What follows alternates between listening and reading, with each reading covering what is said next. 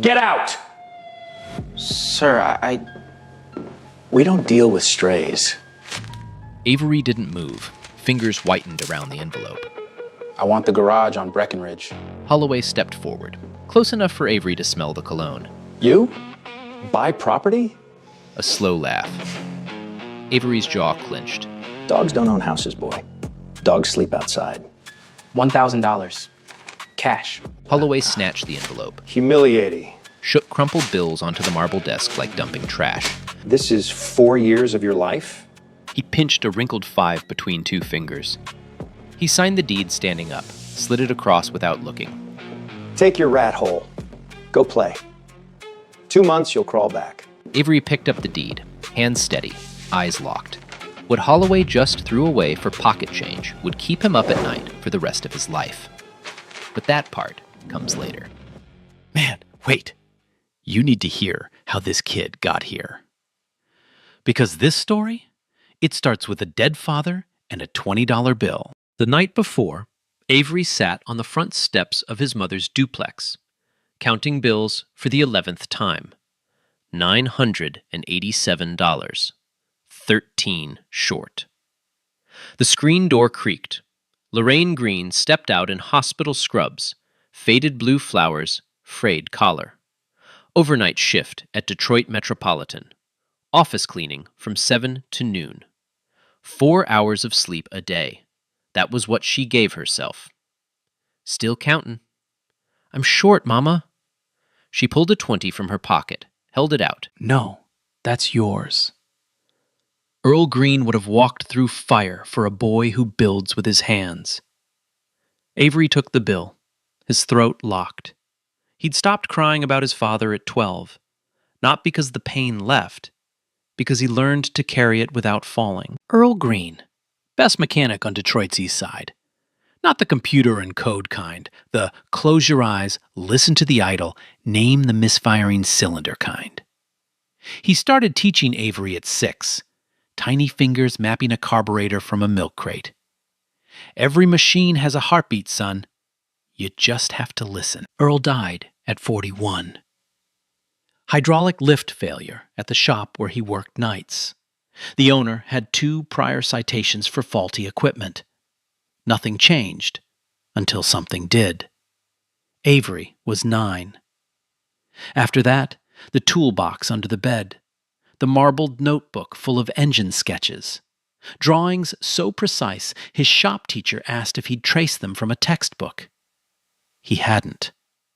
Now 18, fresh out of Lincoln High, no scholarship offers, no connections, no family money, just a pair of hands that understood machines the way some people understand language. Without thinking, without translating, just knowing. He worked part-time at a car wash on Gratiot Avenue, minimum wage, 6 days a week. While the other guys smoked on break, Avery studied the undercarriages of every vehicle that rolled through, the suspension geometry of a BMW, the exhaust routing on a Ford pickup, the way a Corvette's independent rear end differed from a Mustang's solid axle. He kept notes in his head the way his father kept notes in his hands. Every paycheck folded into the envelope. Every dollar, a down payment on something nobody else could see. Richard Holloway ran the biggest development firm in Detroit. Holloway Development Corp. Had swallowed 37 properties in the Eastwood Corridor over 2 years. Every abandoned house, every vacant lot, every boarded-up storefront, bought for nothing, cleared for luxury condos. Rooftop bars, juice shops, the kind of neighborhood where people like Avery wouldn't be allowed to park. The garage on Breckenridge was the last parcel. Old Man Crawford's place. Abandoned 15 years, roof half-caved, rats in the walls. Worthless on paper. Holloway only kept it because demolishing it cost more than ignoring it.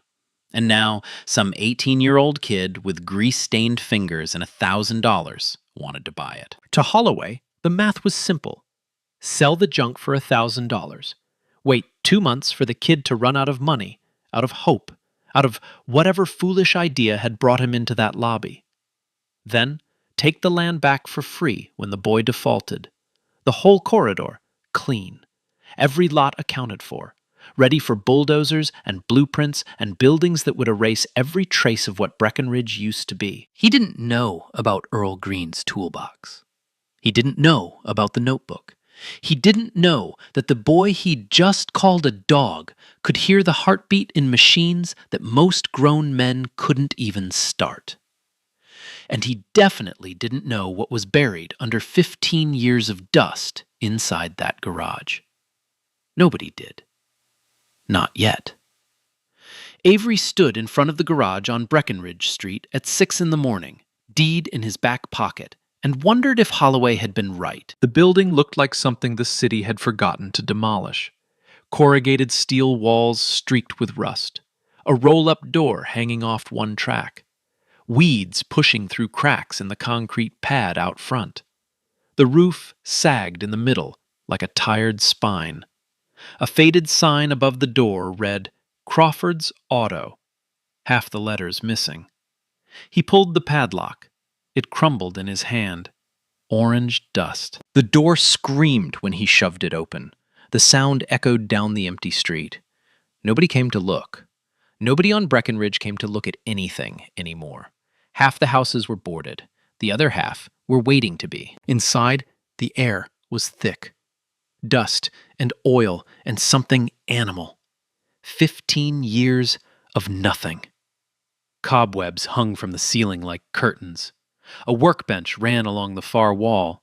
Tools still scattered on it, frozen in place, as if Old Man Crawford had stepped out for lunch and never come back. Avery walked in slow. His shoes crunched on broken glass.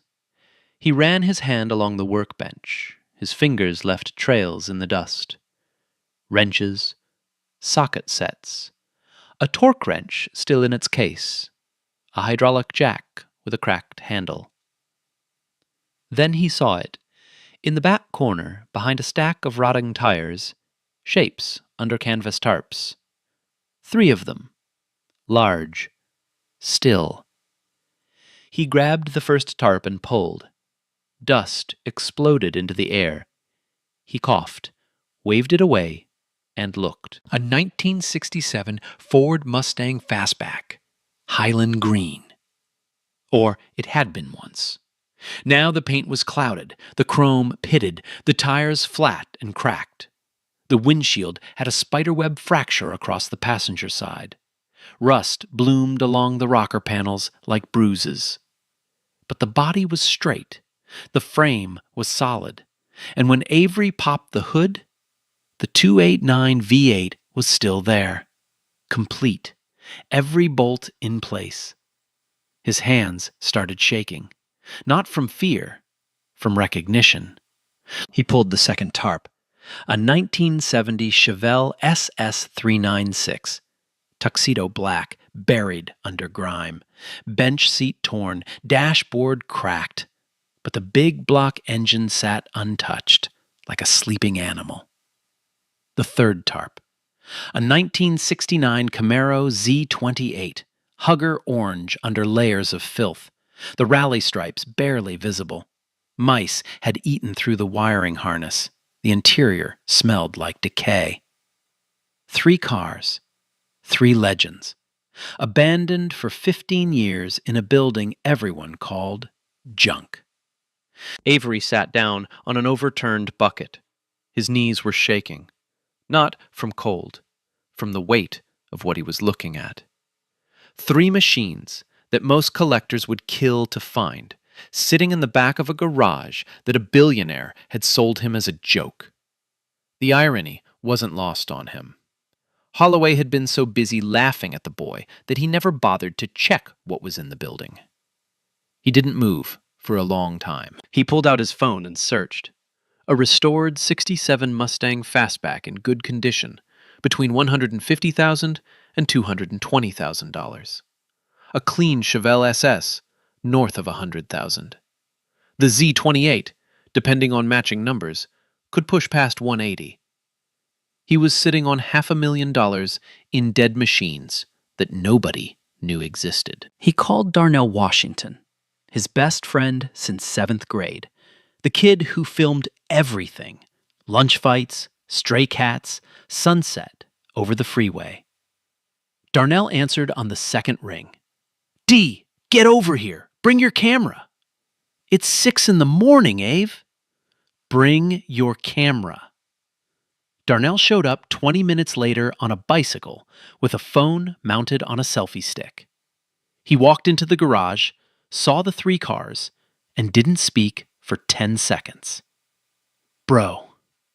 Yeah. These real?" They're real. Darnell circled the Mustang, touched the hood, looked at Avery. "What are you going to do?" Avery picked up a wrench from Crawford's workbench. It fit his hand like it had been waiting. "I'm going to wake them up." That night, Avery didn't sleep. He sat on the garage floor with Crawford's notebook, a leather-bound journal he'd found in the workbench drawer. Handwritten, page after page of restoration notes, engine specs, torque settings, vendor contacts, part numbers for components that hadn't been manufactured in 40 years. The old man had been meticulous. Every entry dated, every procedure diagrammed. It was a manual for resurrection. Avery opened his own notebook beside it, the marbled one, with the engine sketches. Side by side, the 2 books looked like they were written by the same hand, just 50 years apart. He started with the Mustang, his father's dream car, the one Earl used to talk about on summer nights, sitting on the porch, describing the sound of the 289 at full throttle like he was describing music. "When that engine opens up," Earl would say, "it doesn't roar, it sings." Avery pulled the valve covers off by flashlight, checked the cylinders one by one. Compression would need testing, but the block wasn't cracked. The heads looked clean, the cam lobes showed wear but no damage. He pressed his ear against the engine block, cold steel against his cheek. He listened. And somewhere, underneath 15 years of silence, he could swear he heard it breathing. The first week nearly broke him. Avery worked 18-hour days. Car wash shift from 6 to 2. Garage from 3 to midnight. Sometimes later. He ate gas station sandwiches and drank water from the garden hose outside Crawford's place. He slept on a folding cot he'd dragged in from the duplex. 2 hours here, 3 hours there, whenever his body quit on him. The Mustang came first. His father's dream car. The car that would prove everything, or prove nothing. He quit the car wash. Told his manager on a Monday morning. The manager laughed. "You're leaving a paycheck to go play in a junkyard?" Avery didn't explain. There was nothing to explain to someone who'd never had a dream worth being broke for. He started the way Earl taught him. Not with the pretty parts, with the bones. He pulled the engine. All 289 cubic inches of cast iron, lifted out with a chain hoist he'd rebuilt from Crawford's ceiling rig. It took him 4 hours alone. His arms shook for the rest of the night. He laid the block on the workbench, disassembled it piece by piece: pistons, rings, bearings, connecting rods. Each part cleaned with kerosene and a toothbrush. Each part inspected under a clamp light. The cylinders needed honing. The rings were shot. 2 bearings showed scoring. But the crankshaft was good. The camshaft was good. The heads, once decaked, showed no cracks. Avery didn't have money for new parts. A single set of OEM piston rings would cost $300. A rebuilt water pump, another $150. Gaskets, seals, bearings. The list ran past $1,000 before he even got to the transmission. Money he didn't have. Money he couldn't borrow. Money nobody would lend to an 18-year-old with no credit and no collateral except a building full of rust. So he did what his father used to do.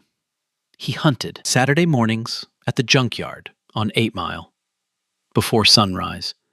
before the professional scavengers showed up with their trucks and their trailers. Avery walked the rows alone, picking through acres of dead cars in the rain. Mud up to his ankles, rust flakes on his skin, the smell of old oil and wet metal and decay. He found a matching set of piston rings in a wrecked 65 Falcon. Same bore size, same compression height. A water pump from a rusted-out Fairlane with a seized engine, but a pump that spun free. Gaskets he cut by hand from sheet material, tracing patterns from Crawford's notebook with a razor blade and a steady hand. He spent an entire Saturday cutting a single head gasket. 7 hours for one piece of cork and steel. The old man's journal became his Bible. Every page a lesson. Crawford had written in small, precise handwriting, the kind that belongs to people who measure twice and cut never. Torque specs, timing sequences, notes in the margins like, listen for the knock at 2,200 revolutions per minute. It's the number 4 exhaust valve, always. Avery read those notes the way some people read scripture, with belief. Week 2. The engine went back together. Avery set the timing by ear, no gun, no computer. He turned the crank by hand and listened to the valves open and close, adjusting, feeling, the way Earl showed him with a Buick on a Saturday afternoon a lifetime ago. He poured oil, connected the fuel line, wired a battery he'd pulled from the car wash's dead delivery van. He turned the key. The starter ground. Coughed. Ground again. A puff of white smoke from the exhaust. Then, nothing. Avery sat on the floor, back against the wall, stared at the engine. The garage was silent except for the ticking of hot metal cooling. 15 minutes passed, then 20. He thought about Holloway's voice in the lobby. Dogs don't own houses. He thought about the crumpled 20s scattered across the marble desk. He thought about his mother's $20 bill, the one she couldn't afford to give. He stood up, wiped his face with his forearm, checked the fuel line, found a kink, straightened it, checked the distributor cap, found a hairline crack, replaced it with Crawford's spare from the drawer, still in the box, still wrapped in wax paper, 50 years old. Turned the key again. The 289 coughed once, twice. Then it caught. The sound filled the garage like a voice coming back from the dead. Low at first, rough, then smoothing out, finding its rhythm, settling into an idol that Avery could feel in his chest. He didn't cheer. He didn't yell. He pressed his palms flat on the hood and closed his eyes. It didn't roar. It sang. Darnell was already filming. He'd been filming since the second attempt. The camera caught everything. The white smoke, the silence, the catch. Avery's face when the engine held. "What do we call this one?" Darnell asked from behind the phone. Avery opened his eyes. "Earl." That video. 18-year-old brings a dead 67 Mustang back to life in a junk garage. Went up on Darnell's channel at 11 p.m. on a Tuesday night. By Wednesday morning, it had 40,000 views. By Thursday, 200,000. By Sunday, 2.3 million. The comments came like a flood. "This kid is unreal. Those hands are blessed. Someone get this guy a shop. He named the car after his dad. I'm not crying, you're crying. The way he listened to the engine. Old school, real school." Avery didn't read them. He was already under the Chevelle, draining 40-year-old transmission fluid into a bucket. But the world was reading them. And the world was starting to pay attention. Nah, are you serious right now? Imagine someone calls you a dog to your face, in front of everyone, and not a single person speaks up. Now imagine you take that pain, walk into a junk garage, and make a dead engine sing. That's not revenge. That's proof. The phone calls started on Monday. First, a blogger from a classic car forum in California. Then a reporter from the Detroit Free Press. Then a producer from a cable show about barn finds. Darnell's inbox filled so fast he stopped counting. Avery ignored all of them. He was underneath the Mustang, welding a patch onto the floor pan when Darnell walked in, waving his phone. "Ave, someone named Harrison Burke wants to fly here, from Texas, tomorrow." Who? He collects cars. Like, a lot of cars. He's got a warehouse in Dallas with 60 vehicles, all classic. Tell him I'm busy. He said he'll pay cash for the Mustang, sight unseen. Avery slid out from under the car, grease across his forehead. It's not for sale. Harrison Burke showed up anyway. A big man in a linen shirt and ostrich skin boots, stepping out of a rented Escalade on Breckenridge Street like he'd just landed on the moon. He looked at the boarded houses, the cracked sidewalks, the weeds growing through chain-link fences. Then he looked at the garage. This is it? This is it. Burke walked inside, saw the Mustang, now stripped to bare metal on one side, fresh primer on the other, engine gleaming under the clamp light. He crouched down and looked at the welds on the floor pan, ran his finger along the seam.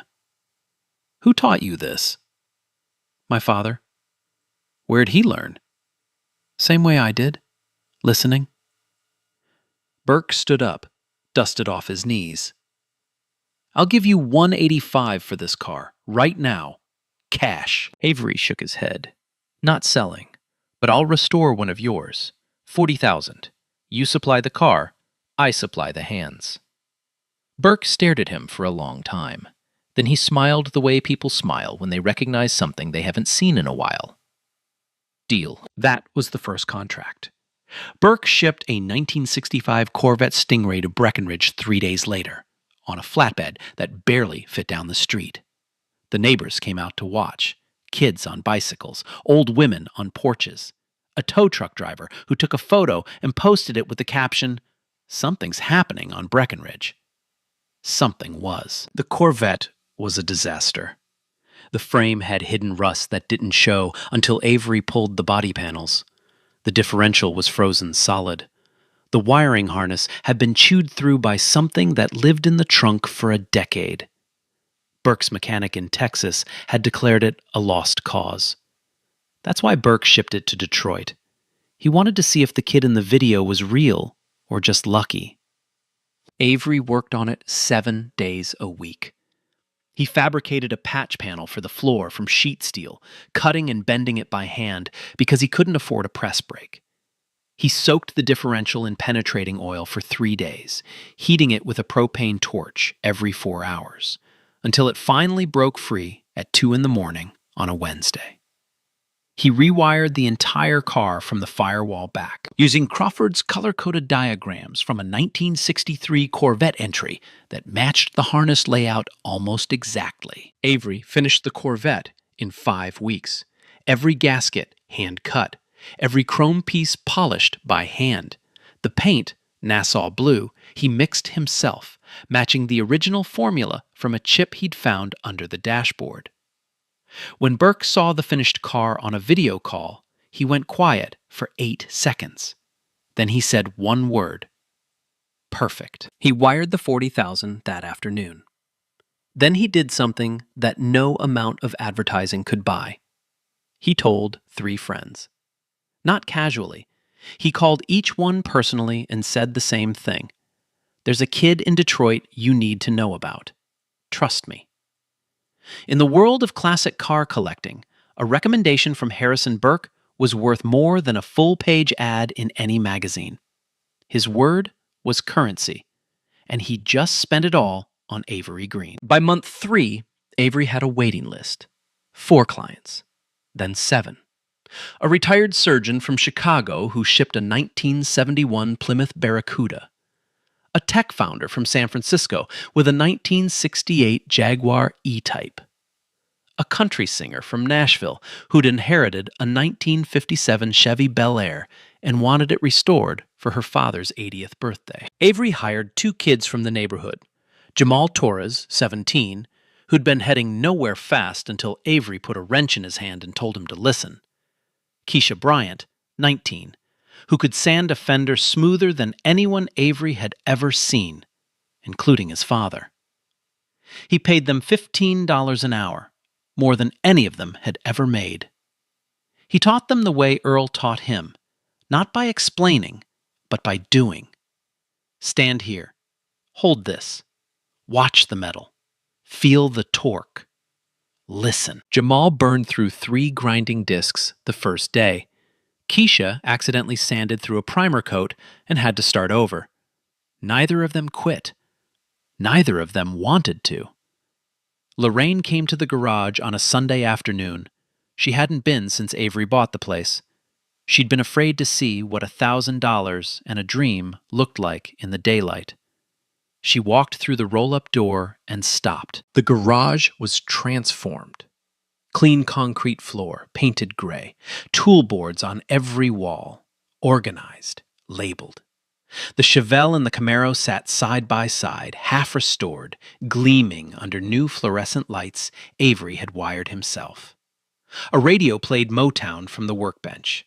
Jamal was under a lift. Keisha was taping off a quarter panel. The whole place smelled like fresh paint and possibility. On the wall, above the workbench, a framed photograph.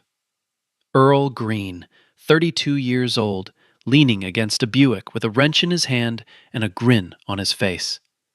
Below it, in Avery's handwriting, every machine has a heartbeat. You just have to listen. Lorraine pressed her hand over her mouth. She didn't make a sound. Avery walked over. Oil on his shirt, grease on his hands. He hugged his mother, and for the first time since he was 12, he let himself cry. Not because of the pain, because his father would have loved this room. The Detroit Free Press ran the story on the front page of the Sunday edition. From junk garage to classic car haven, the Avery Green story. The article mentioned the video, now at 9 million views.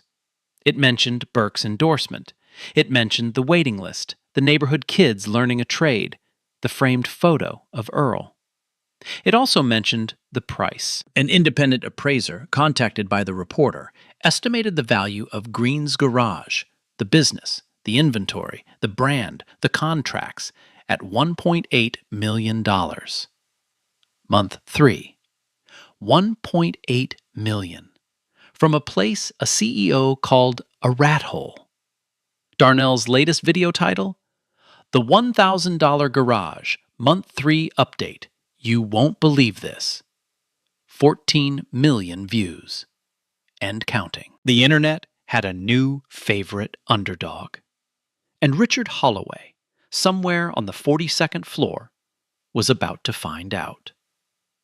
Richard Holloway saw the article on a Sunday morning. Patricia left it on his desk with his espresso. No note. She didn't need one. He read it twice. Then he picked up the phone. Get me legal. The first letter arrived on a Tuesday, hand-delivered by a man in a gray suit who didn't smile. Zoning violation. The garage on Breckenridge was classified as residential storage, not commercial automotive. Operating a business without a reclassification permit was a misdemeanor.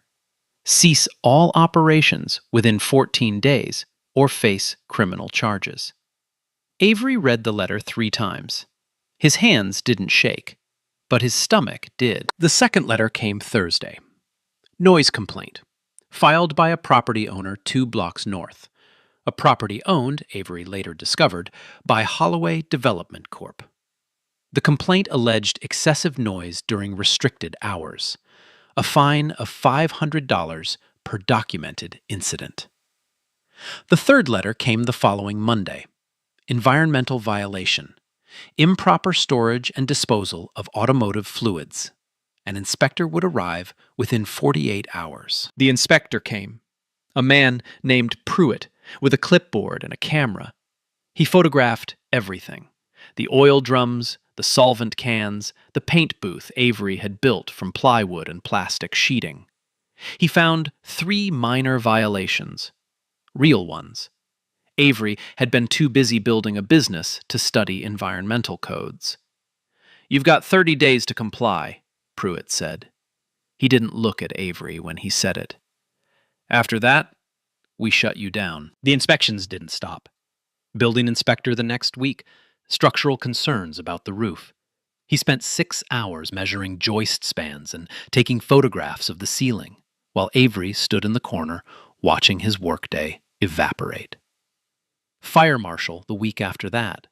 Inadequate extinguisher placement. No posted exit plan. Insufficient ventilation in the paint area. A $4,000 remediation estimate that might as well have been $4 million. Every visit cost time. Every visit cost money Avery didn't have. Every visit came with a clipboard and a camera and a man who wouldn't look him in the eye. And every visit meant a car sitting unfinished on the lift while Avery dealt with paperwork instead of metal. Darnell tracked the pattern. He pulled public records. Every complaint traced back to properties owned by Holloway Development Corp. Or shell companies linked to it.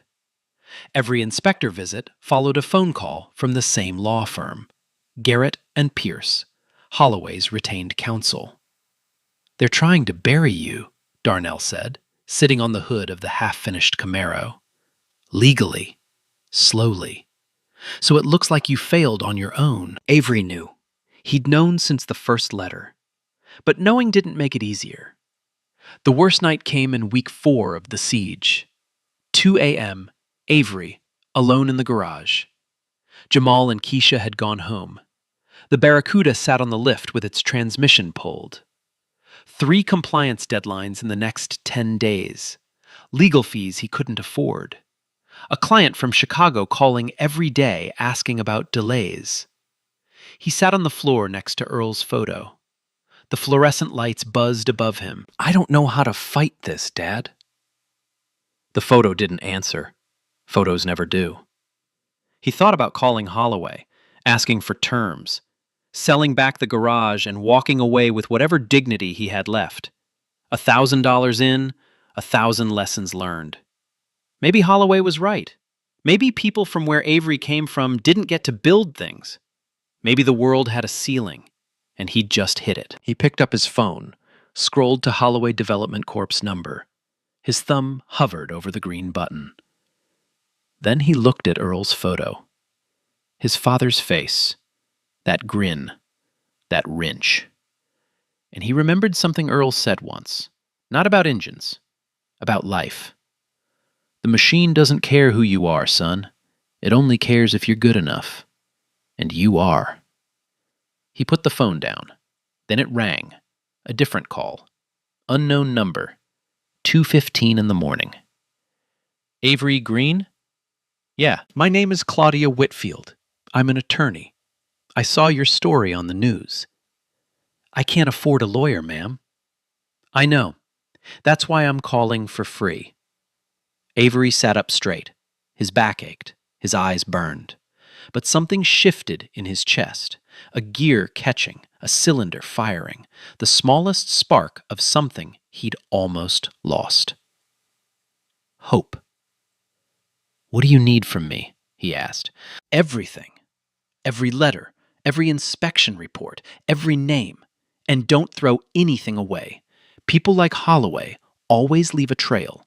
They just assume nobody's looking." Claudia Whitfield was not a small-time lawyer. She was a civil rights attorney who had argued cases before the Michigan Supreme Court. She'd spent 30 years fighting predatory developers, discriminatory zoning, and corporate land grabs in Detroit's black neighborhoods. She was 61 years old, 5'3", and had never lost the case she believed in. She believed in this one. Within a week, Whitfield filed a countersuit. Targeted harassment through selective code enforcement, discriminatory business practices, abuse of municipal process for private commercial gain.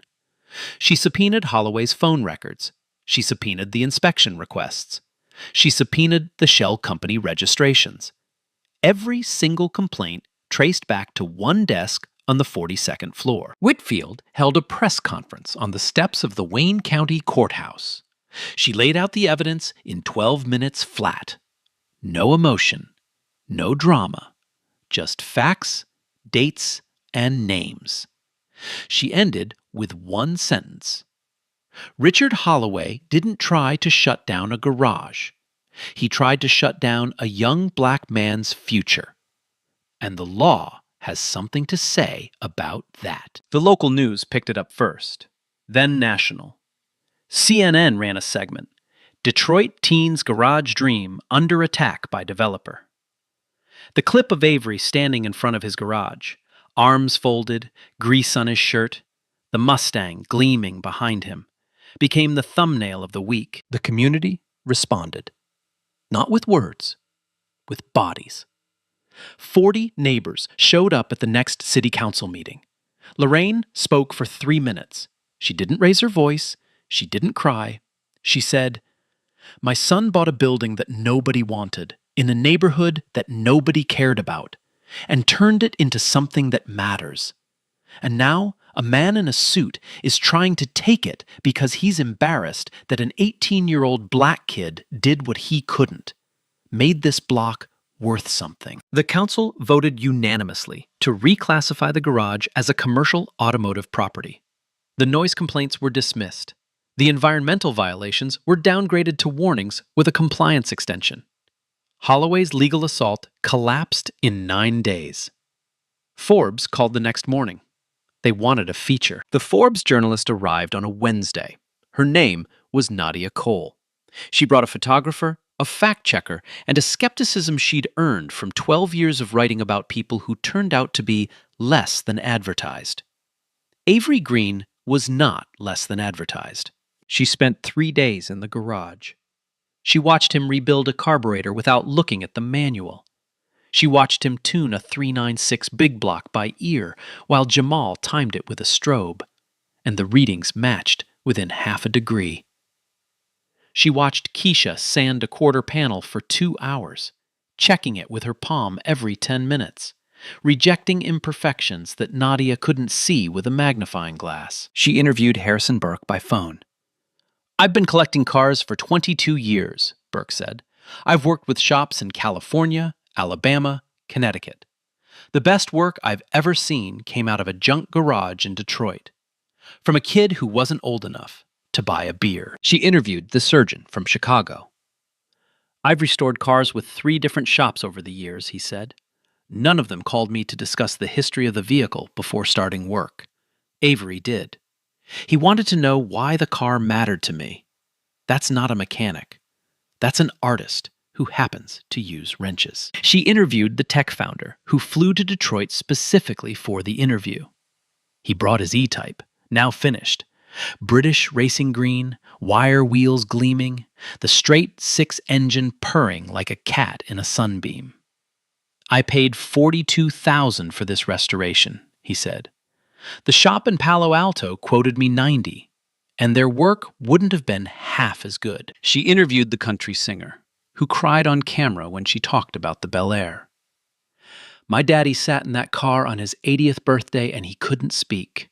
He just held the steering wheel and cried. Avery gave me that moment. You can't put a price on that."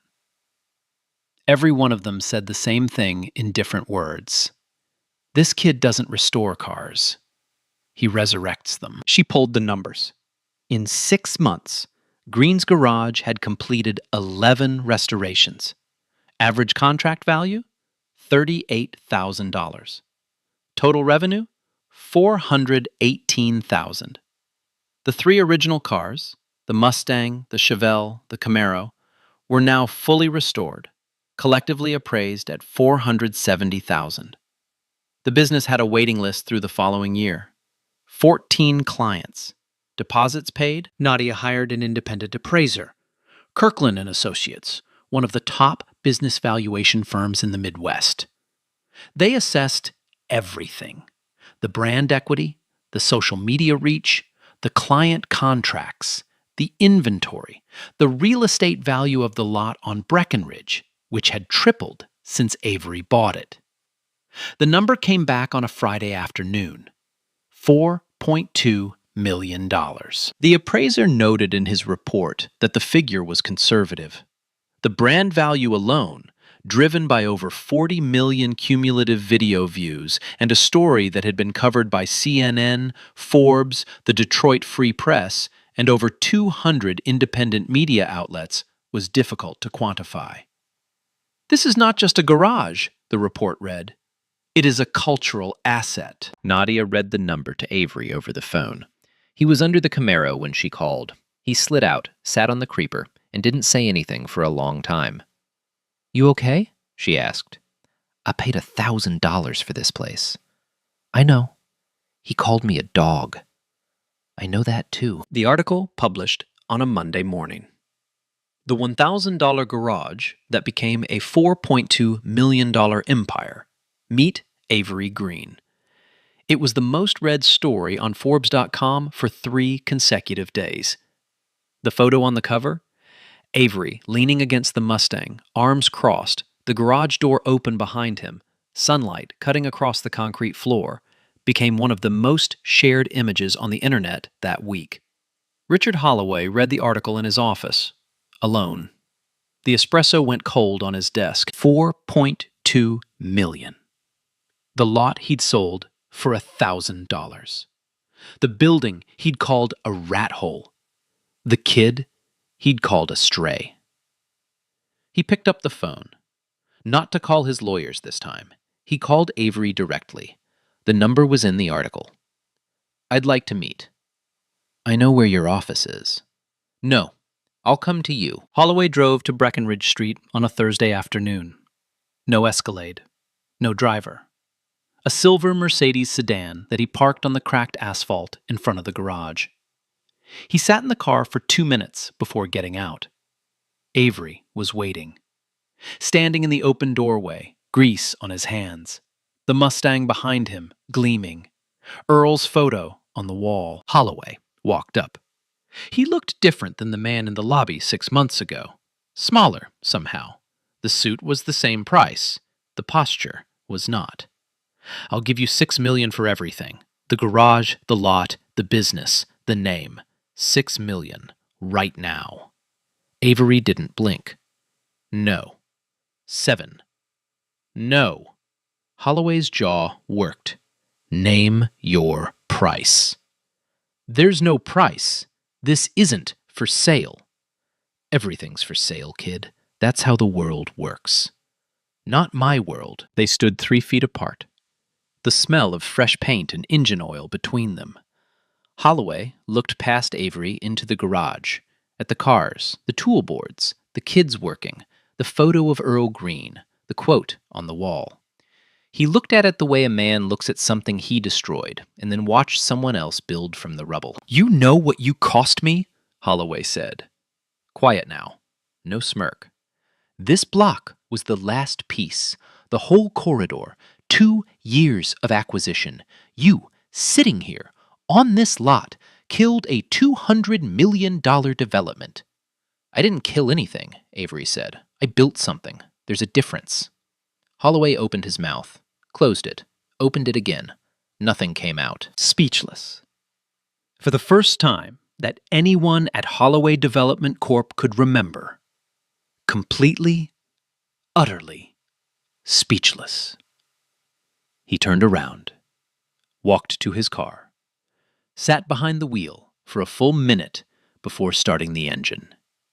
Then he drove away, slowly, like a man who'd just been told something he'd spend the rest of his life trying to understand. Avery watched the Mercedes disappear down Breckenridge. The taillights turned left at the end of the block and vanished. The street was quiet. A dog barked somewhere. A screen door slapped shut 2 houses down. Avery looked down at his hands, grease in the lines of his palms, calluses on every finger, the hands of a mechanic, the hands of his father. Then he turned around, picked up a wrench, and went back to work. 2 weeks later, standing in front of a crowd of 200 people, neighbors, clients, reporters, city council members, Claudia Whitfield in the front row, Avery cut the ribbon on Green's Garage Academy, a free vocational training center for young people who couldn't afford trade school. Automotive restoration, mechanical engineering fundamentals, small business management. 12 slots in the first class. 437 applications. Lorraine held one end of the ribbon. Darnell filmed from the roof of the Escalade that Burke had flown in for the occasion. Jamal and Keisha stood behind Avery in matching shop shirts, forest green embroidered with the Green's Garage logo.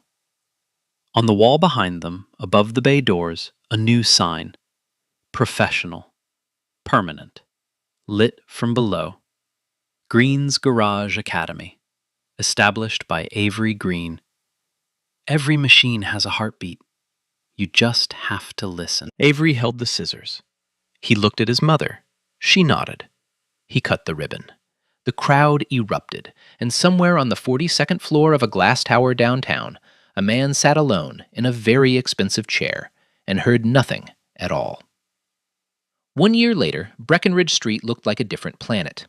Not because someone tore it down and built something shiny on top, because someone refused to leave and built something real from the inside. The houses were still there, same porches, same chain-link fences, but the boarded windows were gone. 12 homes had been repaired, roofs patched, siding replaced, porches rebuilt, by academy students learning construction alongside automotive restoration. A community garden grew in the vacant lot next to the garage, planted by Keisha and a group of neighborhood kids who had nothing to do last summer and now had too much. Holloway Development Corp. Quietly withdrew from the Eastwood corridor. No press release, no announcement. They simply stopped acquiring properties. The $200 million luxury development died in a conference room, killed by a city council that wouldn't approve the permits and a public that wouldn't stop sharing Avery Green's story. The garage was busier than ever. 22 restorations completed in the first year. 3 more employees hired, all from the neighborhood. Revenue north of $800,000. A second bay added, built by hand over a weekend by Avery, Jamal, and 4 academy students. The Mustang still sat in the center of the shop. The first car, the one named Earl. Avery had offers, $300,000, $350,000, once an anonymous bid of $400,000 through a broker in New York. He turned them all down. "That car doesn't have a price," he told Nadia Cole during a follow-up interview.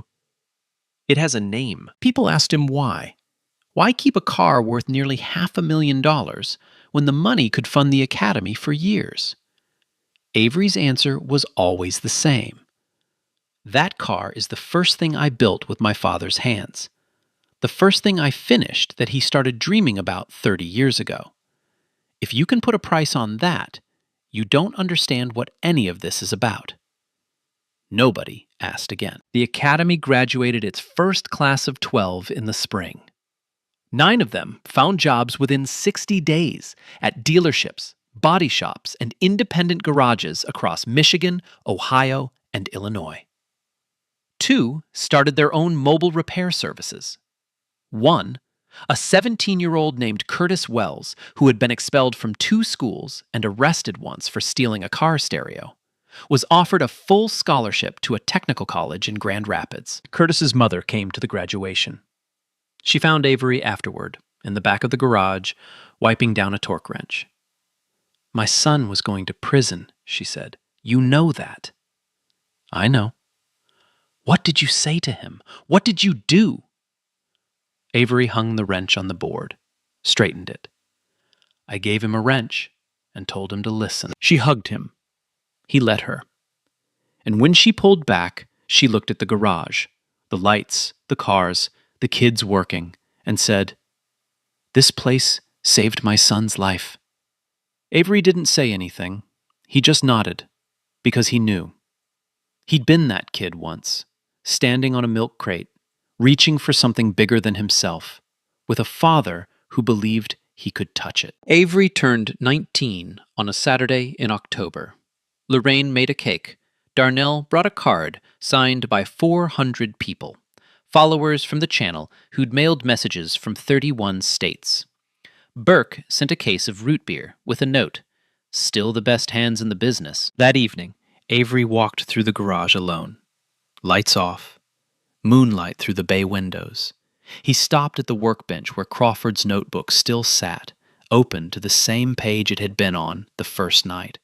A diagram of a 289 valve train, annotated in handwriting that looked like his own. He opened the drawer underneath, pulled out a photograph he'd found weeks ago, tucked behind the notebook. A young man, maybe 25, standing in front of this same garage, this same door, holding a wrench and grinning.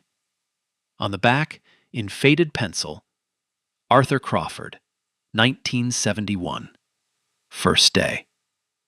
Avery set the photo next to Earl's. Two men who never met. Two mechanics separated by 50 years. Both standing in the same spot, holding the same kind of wrench, wearing the same kind of grin. He ran his hand along the workbench. The wood was warm from the day's sun. "Thank you," he said, to both of them, to neither of them, to the garage itself, maybe. Then he heard it. Not an engine, not a machine, something quieter. The sound a building makes when it's full of purpose, when the walls have absorbed enough sweat and noise and laughter and music to develop their own kind of pulse. A heartbeat. He smiled, turned off the last light, locked the door. Tomorrow there'd be another car to wake up, another kid to teach, another person out there who looked at something broken and saw something worth saving. But tonight, he just listened. Now here's a question for you. When Richard Holloway looked at that garage, he saw junk. When he looked at Avery, he saw nothing.